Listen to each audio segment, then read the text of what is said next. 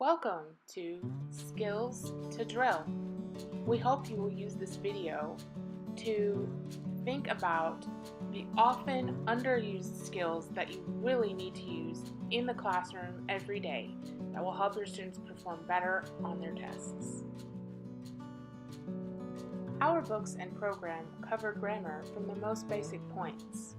Understandably, students will still struggle with fundamentals that you will have to drill every day in your classroom. The students come in with varying levels of English, and they have been taught mostly by non-native speakers. They struggle with fundamental English grammar, sentence structure, and pronunciation. Additionally, Arabic script doesn't differentiate between upper and lowercase letters and follows very different rules for punctuation, which results in the students making a lot of basic punctuation mistakes. In addition to your regular instruction, you will have to drill some of these basic points in order for the students to be successful in our program. All drilling is a form of repetition. Students repeat the vocabulary, grammar, and punctuation rules that you model until they internalize them. For example, when you teach vocabulary at the beginning of each week, you model the pronunciation and the students repeat. You can also teach your class phrases like modal plus base verb, and every time this grammar comes up, you signal to them to state it as a class. You can also have them read the various answers to vocabulary activities or identify parts of speech as a class.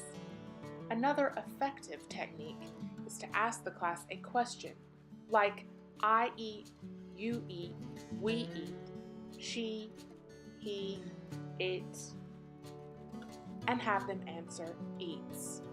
You do this every time you hear or see a student make a mistake with the third person S. Here are some very common mistakes that our students make, and you should look out for and correct as a class and individually. Many of our students have problems with capital letters, full stops, and English letters in general. Whenever the students write on the board or in their books and notebooks, take the opportunity to correct their mistakes. Make sure they always use a capital letter at the beginning of a sentence. Another common mistake they make is using a capital letter after a comma or when they start a new line, but in the middle of a sentence. Make sure you always correct their lower and uppercase letters. Some teachers choose to write lines on the board or use writing paper for extra practice in class. You should also pay attention to these mistakes when you monitor their bookwork. Because Arabic uses different sentence structure than English, the students make many basic mistakes which need to be corrected right away. You will find that the students will often start a sentence with an adjective or a verb. They also like to start with the object and try to write sentences using the passive voice. From the beginning, it is very important to drill basic English sentence structure. Every student in your class should be familiar with the phrase subject, verb, object. They should know that every sentence in English starts with a noun and is followed by a verb and an object. In Orange or Beginner Level 1, they shouldn't try to write long, complex sentences. Their job is to perfect simple sentence structure. Another important point to drill every day is the verb to be. It doesn't exist in Arabic, which results in many students leaving it out in their sentences or adding it to another verb. You should always stress that adjectives in English always go with the verb to be. Additionally, Arabic adjectives go after the noun which they describe, and many students will say things like girl, nice. Make sure that every time you hear this mistake, you drill the phrase adjective plus noun. Another point to drill is S. Students very often forget the S in third-person pronouns as well as in plural nouns. Finally, all your students should be familiar with the phrase modal plus base verb. Many teachers make drilling these grammar points part of their daily routine by making up rhymes or catchphrases. Pronunciation is another skill you should drill every day in your class. Whenever you are going over the vocabulary or exercises in the book, you should stress the pronunciation of ed and es endings. The students often add a syllable at the end of words that end in ed. For example, washed instead of washed. On the other hand, they don't add the extra syllable at the end of es endings, which results in them saying watches instead of watches.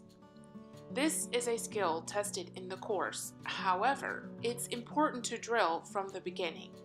Lastly, you will have to drill the pronunciation of P.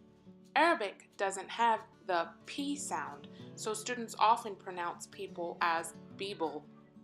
You should make drilling P sounds as part of your daily routine, especially when it comes to our weekly vocabulary. Take the opportunity every day in your class to drill these skills. When the students come up to the board and write sentences, you can take a moment to correct their mistakes and drill the rules. A great activity is to have students in pairs identify all the mistakes in the sentence before you identify them as a class and correct them on the board. You can also take this opportunity to review some grammar, spelling, and punctuation rules. Also, at the beginning of the week, you will teach your students a list of vocabulary. You should use every opportunity you have throughout the week to drill the pronunciation and parts of speech of the vocabulary. An easy way is using the exercises in the book. Before the students fill in the blanks, have them as a class pronounce the vocabulary and identify the word forms. You can also have a student read the vocabulary and the rest of the class repeat. Finally, when you are monitoring the class, you should make sure that students are using capital letters and putting full stops at the end of every sentence. They like to take shortcuts while writing in their books and notebooks, and it's a good opportunity for you to remind them about the rules you've been drilling in class. We encourage all of our teachers to develop good routines with their students that help foster good study habits, self-correction, and taking responsibility for their mistakes. If you have questions about the information in this video, please ask your team leader.